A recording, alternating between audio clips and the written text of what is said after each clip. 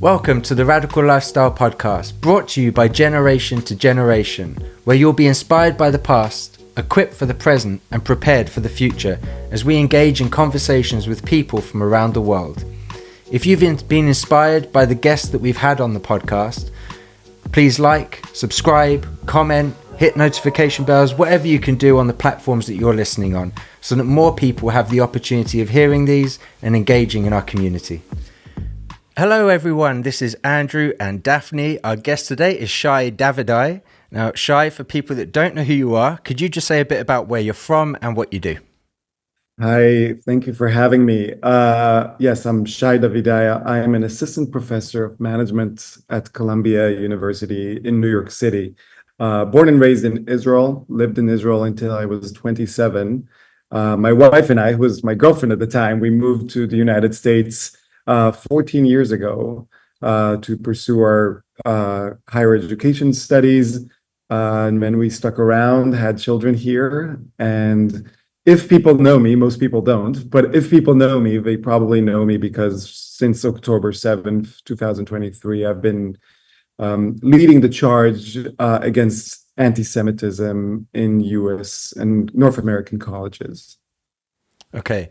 And for people that listen to this, they want to find out more about you, maybe keep up to date with what you're doing. Where can they do that?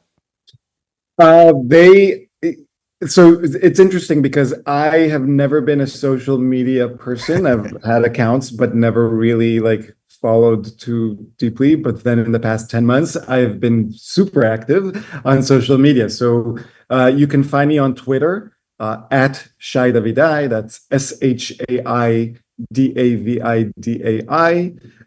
You can find me on Instagram, the same handle at Shai Davidai. You'll find that I put very different content. So I tell people I go to Instagram, I go to Twitter to fight and to Instagram to lick my wounds. Twitter is where I put most of the updates about what's happening in U.S. colleges and really trying to unveil a lot of the things that universities are trying to keep undercover. On Instagram, it's more about just creating a community of Jewish and non-Jewish allies, and how do we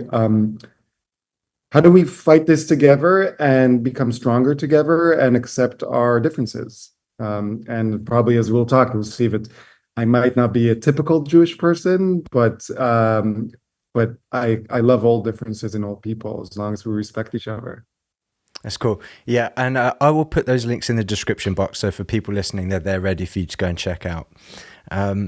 Before we start talking more about the larger concern around anti-Semitism, college campuses, the education system, maybe generally, just to set a bit of a framework, what happened specifically to you off the back of October 7th? There's people say this is about Israel. This isn't about the Jewish community around the world. This is specifically about Israel.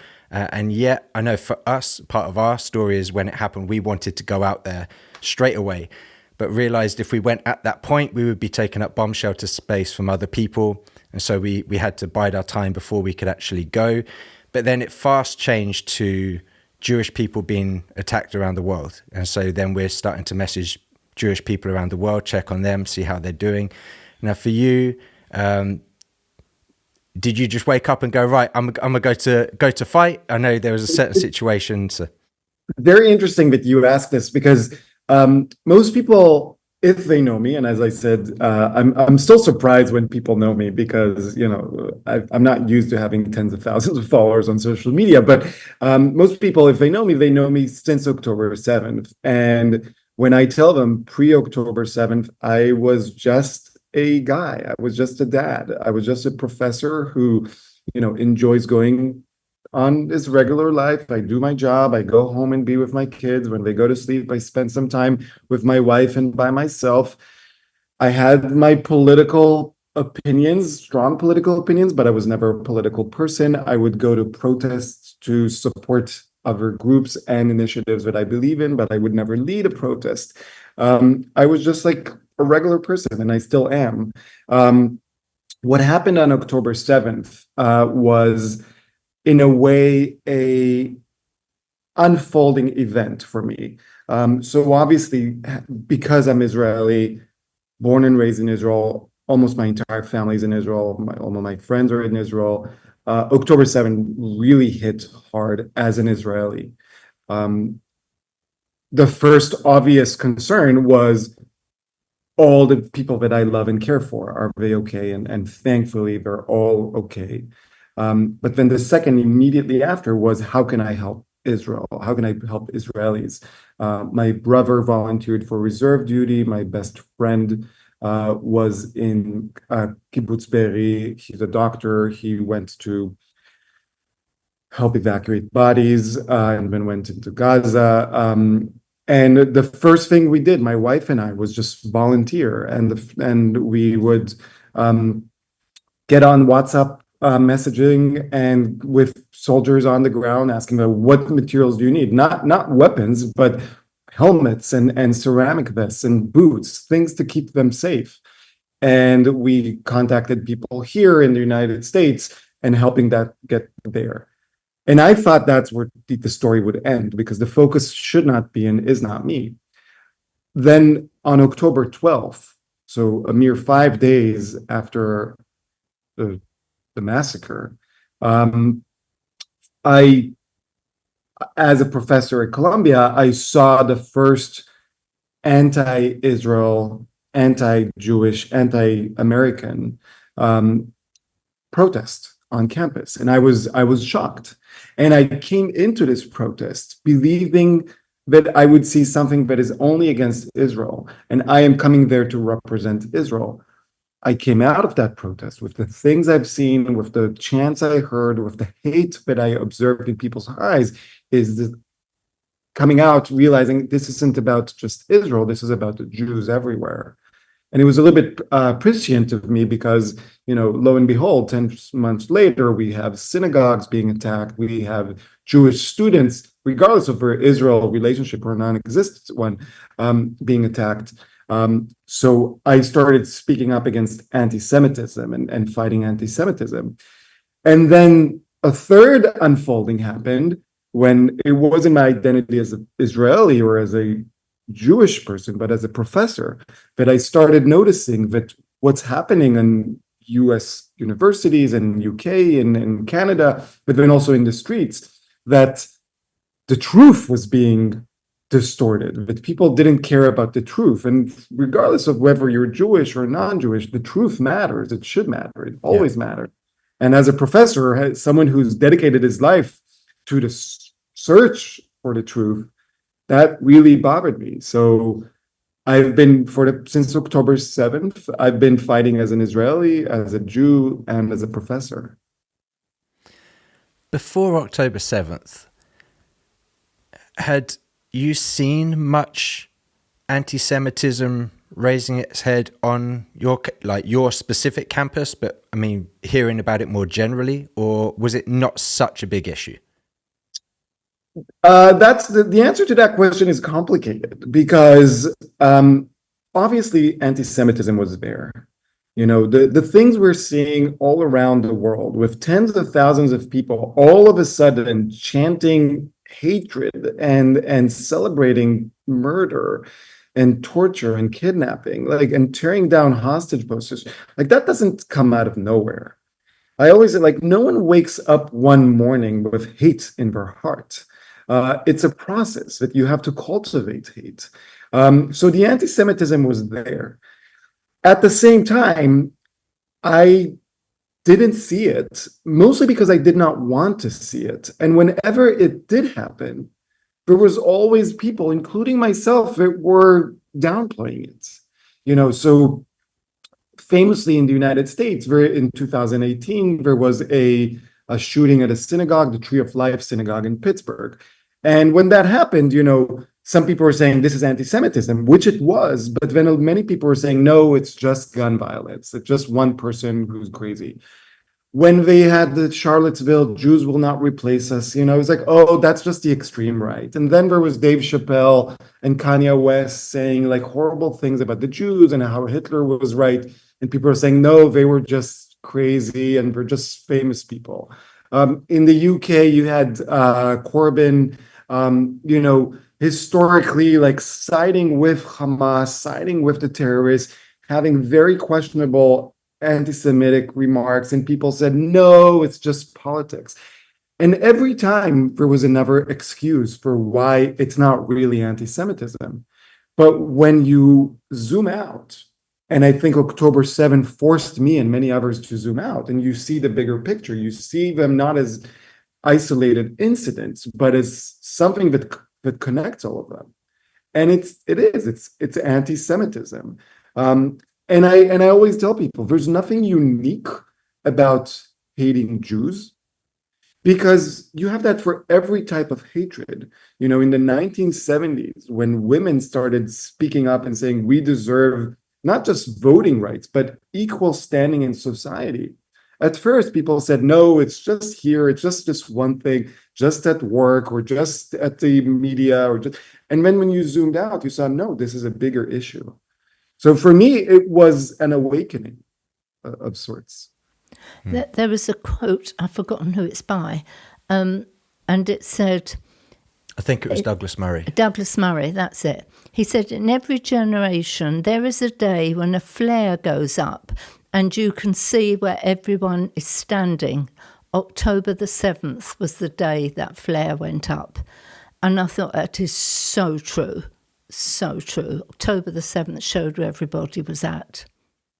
Yeah, it's very interesting. Maybe a few weeks before October 7th, my wife and I were having dinner, and we said something that at the time felt kind of funny and weird, but we said the one thing we miss about the beginning of COVID was the moral clarity. Because when COVID happened, before the all vaccine, anti-vaccine, everything, when people started masking up, it was clear, and it was clear who cared about others and who didn't. People that masked up in public, and I don't care what you did in personal spaces, but when you mask up in public, you were showing the world, I care about you, you care about me. And people that didn't do so didn't do so intentionally. Like, I want to state that I am not masking in public. And I think October 7th created this much bigger instance of here's what's right, here's what's wrong. And unfortunately, many people are still standing on the wrong side. Yeah, and October 7th, people can debate the whole COVID thing, and there's this information, that information, blah, blah. You have Hamas GoProing the entire thing, and yet people go, did it really happen? Did that really take place? It's like, are you kidding me? These guys literally filmed the whole thing, live stream it, and people still want to live in this world where it's like, yeah, but did it really? Or try and come up with some excuses as to why this is somewhat acceptable that they did this. It's even worse because they started off by saying it didn't happen. When the facts were so overwhelming, they said it happened, but it was exaggerated, right? It wasn't that big of a deal. And when the facts were even overwhelming for that, they couldn't hold. Then they said, well, it did happen. It wasn't exaggerated, but they had it coming, right? And it's the same thing of Holocaust deniers. Holocaust deniers started by saying the Holocaust didn't happen. Then they said, well, it did happen, but the numbers are not as big. And then when they said, well, you know what? It did happen. The numbers are as big or as large, but there's a reason for that. People that hate they can never be fully rational, because hatred, smarter people than me have said this, blinds you. It blinds you to reality. It narrows your mind only to the thing that you want to hate, and reality be damned. Just a spin-off question, but I'm just wondering if it plays into this at all. What are you a professor of? So it does play. It's funny. I got my PhD in psychology. I'm trained as a social psychologist. And when I moved to Columbia University 5 years ago, I started teaching negotiations. So I teach business negotiations and solving of interpersonal conflicts. We should be careful what we say on this. Yeah, we should. No, the opposite. He's analysing. What's your body language, make sure. No, I love I love psychology. I'm all for it, and I'm glad I asked that question. It's really interesting because when people have asked me, like, what is your take on this as a psychologist? And I say, we've known about this for years, and not the psychology of the hater, but the psychology of the actions, right? So since the 1970s, we know that when people cover their faces, they are disinhibited to act in ways they would not ever dream of acting were their faces exposed. We know that when people are in a group, they act differently when they are alone. And as the group grows, they act even more in more disinhibited ways. We know that people act differently when they are speaking for themselves rather than speaking under the guise of some category or group or flag. And what we're seeing in the streets of London and New York and Los Angeles and Paris is people that are one masked, two en masse, so in mobs, and three hiding behind banners of Hamas, Hezbollah, resistance. And when you put all those three things together, you get this explosive solution of hatred. And so as a social psychologist, I am not surprised that we're seeing this. As a human being who thought we were past this, I am. Yeah, and I mean, you have the whole keyboard social warriors as well, like similar. You have your computer screen, which is a mask. People can't see you, so you say all kinds of outlandish things. And there's no accountability for that because no one knows who you are necessarily. Although in England, that is changing a little bit. People are getting arrested for posting things online, which is a whole other issue that we could talk about in terms of freedom of speech, this, that, and the other. But that's not really the point. You want to hear something interesting? This morning, I was on Twitter. I posted something about anti-Semitism. Had nothing to do with Israel. And I double checked it, like had nothing to do with it. It was only about the Jewish experience in North America. And this woman started attacking me with like horrible, hateful content. And my first reply was, I typically don't reply, but I felt like, okay, I want to reply to this person. And I said, what happened that you're so hateful? And she just kept going on a rant against me. And then I asked, like, are you as hateful in person? Because if not, I would love to take you out for coffee and meet you and speak. And she responded, I don't break bread with Nazis.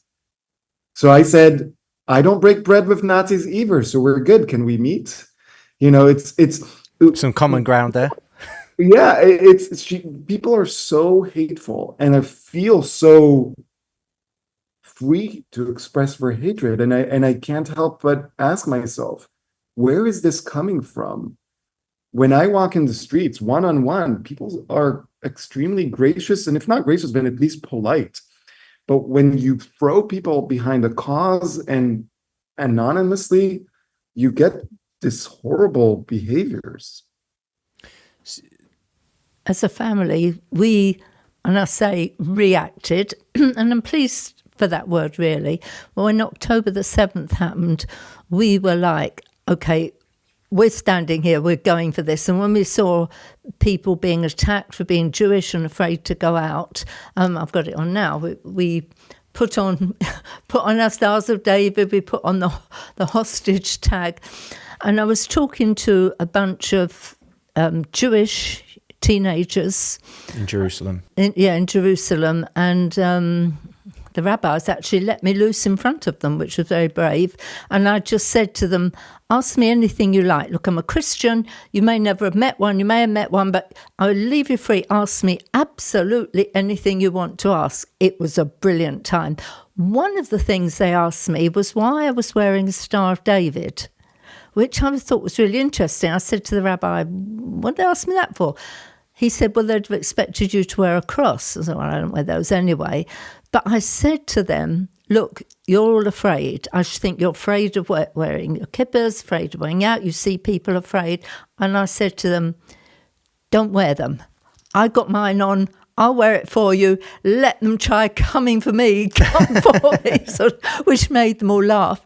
But that was our reaction, was to go the other way and say, okay, take us on if you're going to take somebody on.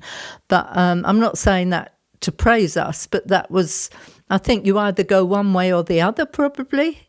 You either go into hiding or you come out and say, we're here. Does that make sense? It's 100%. And I have to tell you, like, I wear a Star of David, a relatively big Star of David, very visible. I started wearing it after October 7th. Yeah. I never used to wear a Star of David because, as I have always said, my identity is my personal thing. Like, me being Jewish, me being Israeli, that's me. That's not for anyone else other than myself. It's like you being Christian or Muslim, gay or straight, it doesn't matter. It's who you are. But then after October 7th, I realized that not all Jews have that privilege. You know, people that wear a yarmulke for religious reasons, people with beards, and they get attacked just for being Jewish. I want to show the world that I am there with them, but I am also Jewish. But it honestly, like, it warms my heart. People like the two of you and your organization, the things you've done, it warms my heart because I don't think that people understand how tiny of a sliver of a minority the Jews are in the world. No. You know, if you look at, you know, books published and Nobel Prize winners and like covered in the media, you'd think there are billions of us. There's 15 millions of us. There's more people in Mexico City than there are Jews in the entire world. And we always say we can't fight this alone. If we are left to our own devices, the wolves will get us. That's why we always embrace when people help us, Christians, Muslims, Buddhists, but also that's why we find it so important to help other people, because we can never know who is alone and who isn't. So we assume everyone is alone and we need to be there for them. Yeah, we're sorry that there aren't more. There are some, but I have a particular issue with Christians that historically have said, we stand with Israel, we stand with the Jewish people, and since October 7th have flatlined. Like, you hear nothing from them, they're not addressing it, they're not doing it. So I have a particular issue with that group of people. Some good friends of ours, probably some awkward conversations coming up at some point about that. But while we were in Israel, we were talking to a group, there's about 100 of them there. And you said to them, I just want to say sorry that there aren't more Christians standing with you now. And this wave went through the room of people saying, yeah, where are they? One person said to you, all these Christians, they come to our country, they sit on these air-conditioned buses and tour around and see the sights. Now where are they? Where have all our friends gone? And so we wish there were more. There are some, but a lot have gone missing during this time. And it's rough to see. I have to say that I try not to judge. I really try not to judge people because people are afraid. They see what's happening in the world. For anyone who's even daring to not even wear the Star of David, but say that they support, not even Israel, support the Jews, or that say that attacking a synagogue is wrong. And I understand people's fear. I understand that they say everything is complex and I don't want to make an error.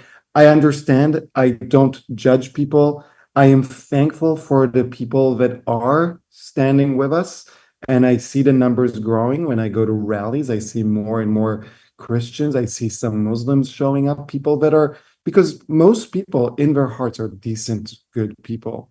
And I am sure most of your listeners, most of your friends are good, decent people, and all they need is just like that extra prodding. And to those people, I say, like, come see someone like me. You know, I'm not going to tell you about Israel. I can spend hours telling you about the politics, the history. I'm just going to tell you about my daughter, today is August 28th. It's her third birthday today. And she's 3 years old. And if life would have taken a different turn, and instead of moving to New York City, we would have moved 70 kilometers south of where we lived in Tel Aviv, she could have been a hostage now. And forget anything else, forget history, forget concerns. That is all I want you to focus on. Would that be okay? Because most people are good people. We connect with each other. We shouldn't be afraid to speak up. And when you do choose to speak up, this is message to everyone out there, every Christian out there. We will embrace you with open arms. We might not agree on everything. That's totally fine. Disagreement is great. It's how the world keeps moving.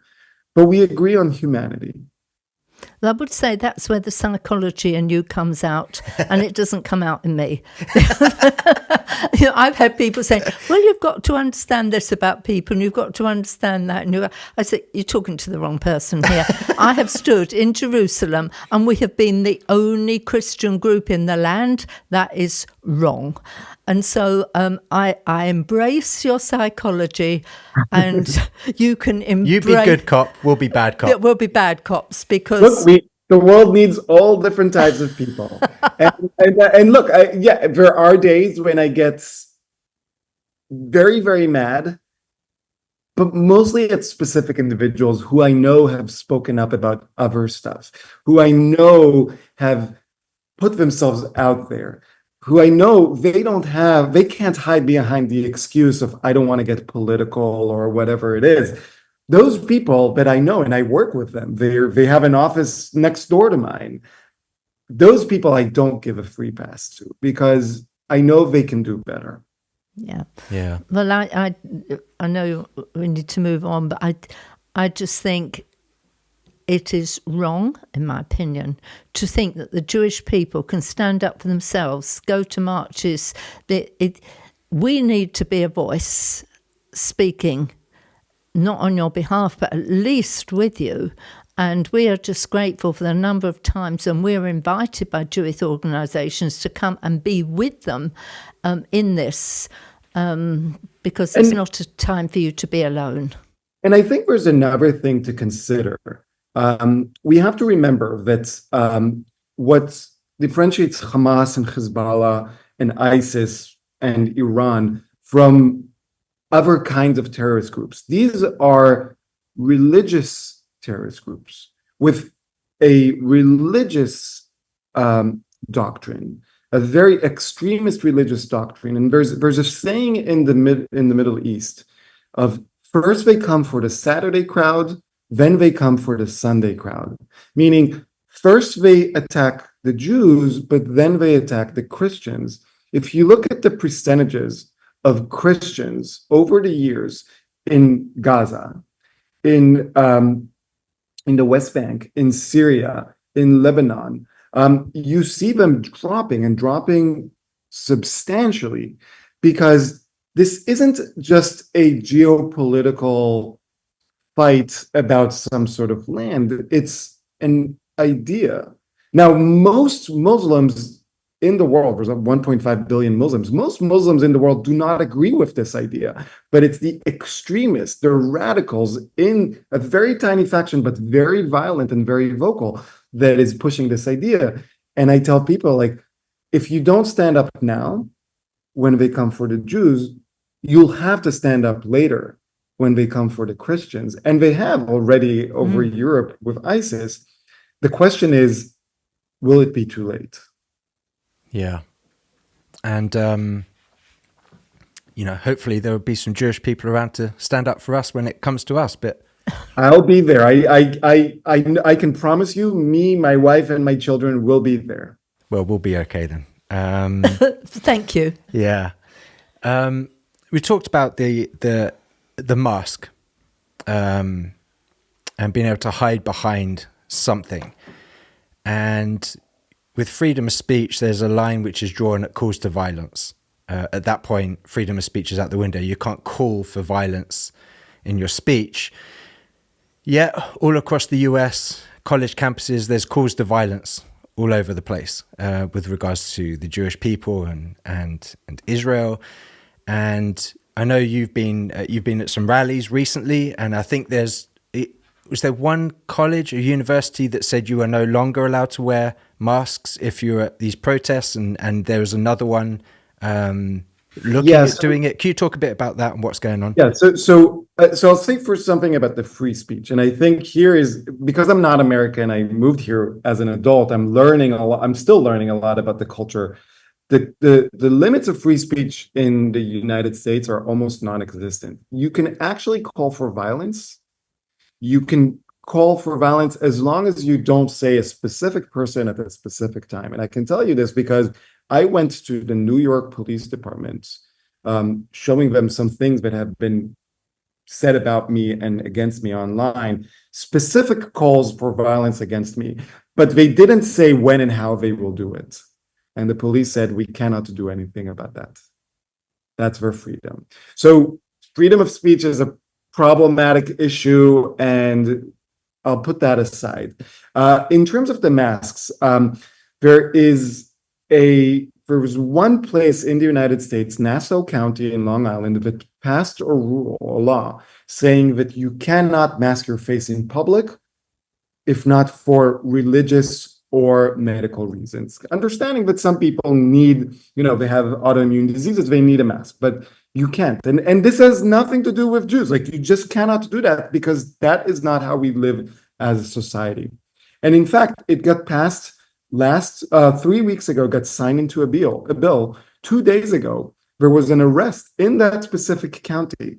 A guy that was walking around with his face covered, you could only see his eyes late at night. Police officers come up to him, say, please remove your mask, you have to identify yourself because of the new law. And then they searched him, they found a 14-inch knife in his back pocket.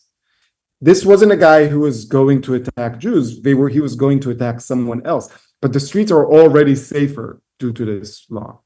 What I am trying to achieve, and this is spearheaded by a social movement called End Jew Hatred, is to force every university in the country, every city in the country, to what we call unmask the hate, with the reasonable demand that you are free to hate, you are free to say whatever you want, but you are not free from consequences.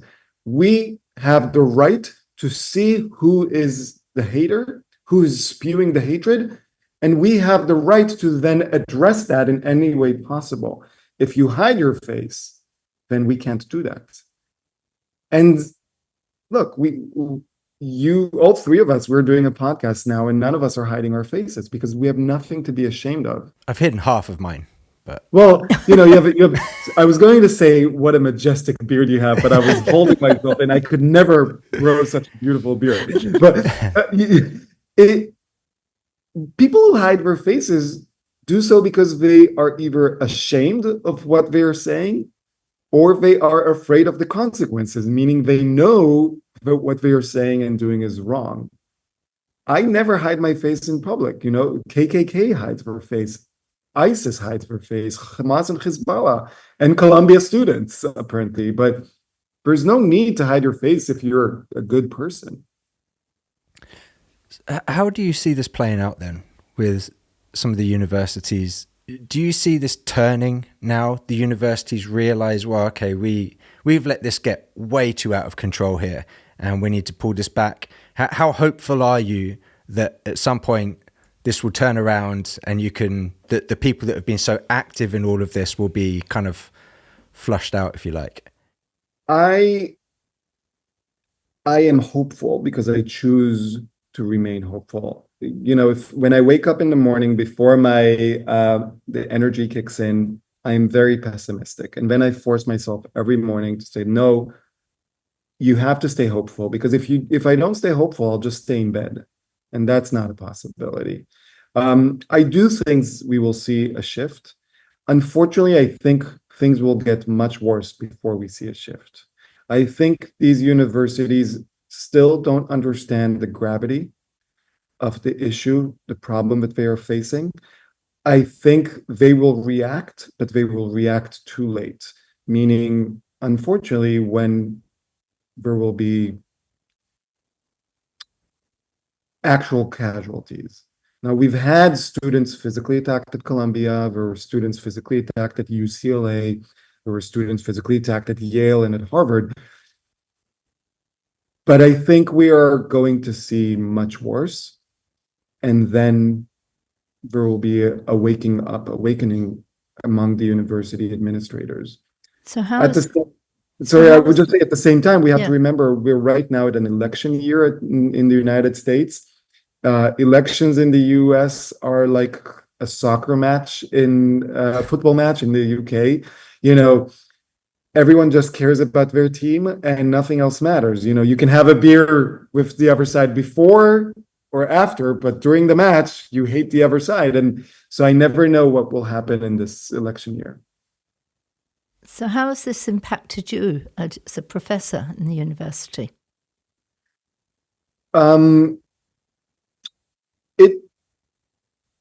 It has made me very disillusioned with the role of academia and the academics. You have to remember, I'm surrounded by psychologists.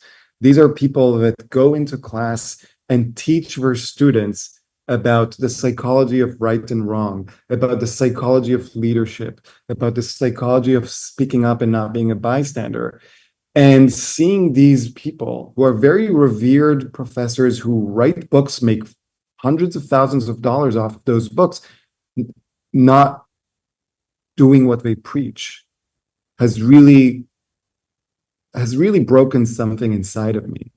On the personal note, I have been outcast by my department. People no longer speak with me. People, other than the courtesy, good morning, good night. There's a lack of concern, not about me, but about everything that's going on campus. I think that universities have really failed their students and they've failed society. We have to remember, universities are supposed to serve society. And instead, they are just serving the pockets of administrators and professors. I know it's bleak. I'm sorry. It's bleak, but at the same time, I truly believe that in order to fix things, you have to call out the problems. Yes. And I think the academic world, and when I say the academic world, I have to focus this on the humanities and the social sciences, the exact sciences, biology and math and physics and medicine. They have done extremely well, and you can see that they are less involved in everything that's happening. But humanities and social science that are supposed to improve the human spirit, the communal spirit, they have completely neglected their role. Yeah, I was thinking it's quite the bleak picture you've painted. You must have some mental strength to overcome that and become optimistic in the middle of it. I guess you can maybe answer this about your specific campus or on a more general sense, but what would you like to see happen that at the end of it, you go, okay, I may not be completely happy with the outcome, but I can live with where we've got to? What would you like to see to get you to that point? I've been telling people that broadly 2 words: consequences and constructiveness. What I mean by that is we have to bring back consequences to universities. In general, we have to bring back consequences to society. There's no consequences in politics. There's no consequences in the media. But that's beyond my pay grade.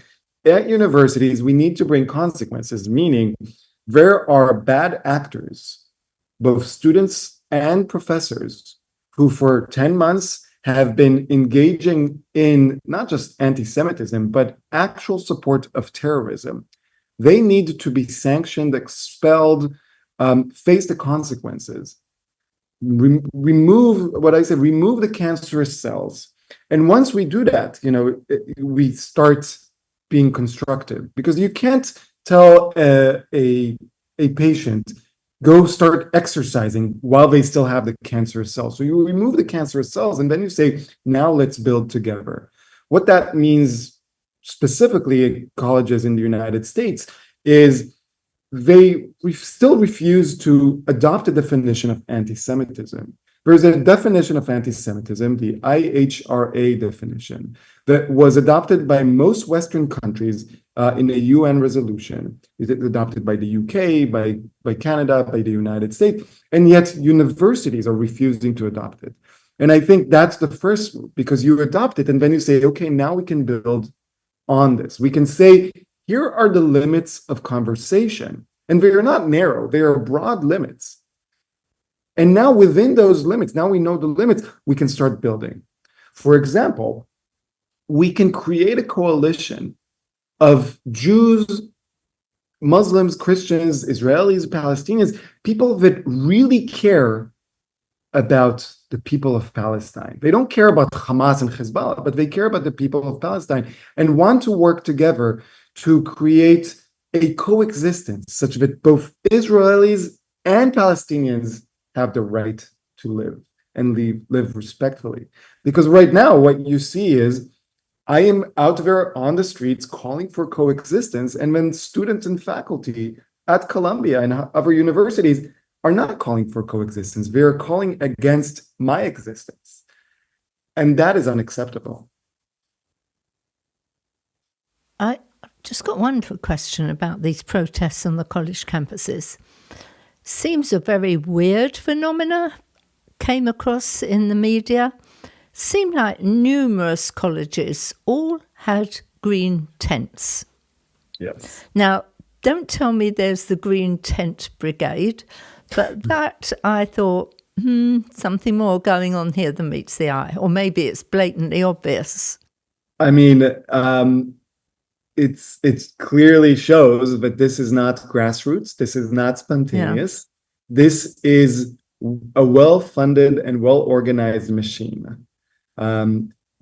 It's not just the green tents is something that caught a lot of people's attention, and they realized that this is funded from some questionable sources, that there has been some intelligence showing that this is, if not organized, then at least guided by some factors in the IRGC, in the Iranian supreme leader. But we have seen this since October. We have seen the same chants, the same posters, the same speeches all over the country, all at once. And what I always say is these students who always cherish the idea of being creative and unique, they all end up being the same, looking the same, saying the same things. You are not unique. You are a sheep. Mm. But I think that one of the biggest breakthroughs that we're probably going to see in the next year is a more unearthing of who is behind this, who is the money behind this. And it's not a conspiracy theory in any sort. It's like, we know that there are organizations funding this. If you came to Columbia's encampment, you could get a $10 sandwich for free. I can't get a $10 sandwich for free, but if you went in the encampment that they built, it was funded by someone. And they're chanting things they don't know what they're talking about. They don't know which river and which sea, for example, but hey, we'll chant river to the sea. I think they don't even care. They That's just true. chant it because it's fueled with hate and it gets them attention. Mm. And if they can take over campuses and then expect sandwiches to be provided for them for occupying the campus, I don't necessarily think they can coordinate this across the US if they can't provide their own meals for what they're doing. I know you mentioned you have a 3-year-old today. I feel a bit bad. We invited you on her birthday. No, it's great. But, and I have an 8-year-old as well, an 8-year-old boy and a 3-year-old girl. Okay. Has any of this impacted them? How are they doing through everything that's going on? And they see maybe everything that you're involved with. And I don't know if they're exposed to people that are attacking you, but how's that impacted them? My youngest daughter has been shielded. She's too young for this. My older son has been definitely affected. partially because I've been spending more time away from home, speaking to whichever audience is willing to listen, going to rallies, going to protests, but partially because he's seen me dealing with the less pleasant sides of this, the hate, the death threats, the targeting. And while I don't share everything with him, I do try to share my experience with him. So he's seen me break down and cry a couple of times. And when and he asked me what's happening, and, I tell him, some bad people said bad things about me. When you grow up, I will tell you exactly what they were. Because I don't think, I want to model a full person to him. I don't want to model this boys don't cry mentality to him, or I don't want to model this your dad is strong and brave, but rather your dad is not strong, he's not brave, but he keeps showing up. He keeps fighting despite being scared, despite being tired, despite being fearful. It has taken a bit of a toll on him, but I am doing this for him and for his sister and for their future. At the end of the day, I have 10 years until my son goes to university. I want to make sure that he's able to go to any university around the world and feel safe being who he is and not having to hide any aspect of his identity. And I think that's something that every parent hopes for their child. The impact on the children, I'm glad you brought that up, is very alarming, in my opinion. I was walking through Jerusalem, and there was a mother and a little girl. She probably was about 4, something like that. And she smiled, and I smiled, and I said to her what we're saying to people everywhere. I said, "Oh, do you speak English?" She said, "Yes." I said, "I've come all the way from England just to tell you you're not alone." And she said to me, she said, "Oh my goodness," she said, "my little girl just asked me why people don't like me." So I said to her, "Pick your little girl up." So she did. And I looked at the little girl and I said, "I've come on an aeroplane a long way to tell you how special you are and how much you're loved." And then I said to the mother, "Can I give you a hug?" And she said yes. So I wrapped my arms around the pair of them in the middle of Jerusalem, and she clung hold of me, and I just held them really tight. And then then she put the little girl down, and I said to the little girl, "Now, when you walk down this street with Mummy, just remember a lady came to tell you how special you are." But that's just one example that we've met of how it is impacting the children, whether we like to think of it or not. Children, that to me is the tragedy of every sort of hate and every war in the world. Children are innocent anywhere, and they get caught in the crossfires. I had to explain to my son what is anti-Semitism, and tell him that there will always be people who don't like him, not because of what he did, not because of who he is, just because he's part of the Jewish people. And there are moments where I think, how difficult must it be for people in Gaza who have parents that are innocent? My fight is against the terrorists, and the terrorists that are hiding in innocent populations, within civilian populations. But the children, they are suffering because of Hamas. The children are suffering because of the hatred, and that is something that I cannot excuse. I can excuse many, many different things. I can even excuse when people tear down posters of hostages because they've been brainwashed. I cannot excuse you tearing down a poster of Kfir and Ariel Bibas, the children who are still being held hostage. That is unexcusable. Yeah, and we as an organization called Generation to Generation a massive part of our concern is the next generation. How are we raising them, equipping them, preparing them for the days that we're living in to be able to walk through this, but also, what's next? What are the things that they need to be prepared for, that they don't end up distraught, broken, disillusioned by what's going on, but they're prepared for those things. And I hope that, as your son goes through this, that at the end of it, he feels more equipped and prepared than broken for what's to come. And Amen. You can say something. Yeah, you're just winding up? Yeah. Yeah, before you wind up, I just want to, as somebody who isn't Jewish, and sometimes this can feel overwhelming, even for us, in like, well, this is so big, I can't do anything. Might write a letter to a politician or something, but it doesn't feel enough. And I just want to, go back to that story of me walking down that street and just say, keep your eyes open and find coffee shops that sell kosher. Go and sit in there and make that your coffee shop. And just if a Jewish person comes in, just say, excuse me, I want to tell you you're not alone. Just little things like that can make a difference. We have emails now from Jewish people saying what a difference just that one thing made. So I just want to throw that in, because you can listen to something like this and just think, there's nothing I can do. If you do that one thing, it can make a difference. People can make tasks feel very big for themselves, when actually it can just be very simple things that you can do just in daily life that make a big difference for the individuals that you encounter. So before we finish, how does that sound as a psychologist? I do want to say one thing, because what you said is so brilliant and important. One of my good friends from when we were growing up, he married a British woman, and they live in Derbyshire, and they have a clothing company, and it has nothing to do with Israel. They don't manufacture in Israel. They live, but he is Israeli. His children are Jewish and Israeli.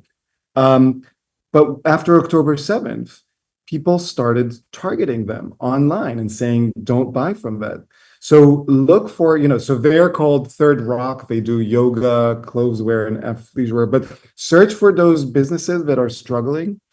Search for the social media people like me, like Chen Mazig is in many different people who are speaking up, and you can just by following them and listening and sending them even a heart. Sometimes if you agree with something, if something touches you, that means so much to us. It helps us keep moving. And if you want to hear more about different Jewish experiences, I've actually started a podcast called Here I Am with Shai Davidai. It's the only Jewish civil rights podcasts in the world. And my goal is to bring people that are very, very different from each other. And the only thing that connects them is that they fight for Jewish civil rights. So I had rabbis, I had Jewish comedians, I've had students, I've had actors and actresses. And every one of them has a very different story. They definitely not all agree with each other, but they really convey to people how much the Jewish people are not a mystery. We're just like everyone else. And we welcome, or at least I welcome, everyone. And if you met a Jew that doesn't welcome you, then they are not a good person, but most of us are. Yeah. Shai, thank you so much for taking the time. We really appreciate it. For people listening, really hear the end of this. Just think about simple things you can do. It doesn't take big tasks to encourage other people that you encounter.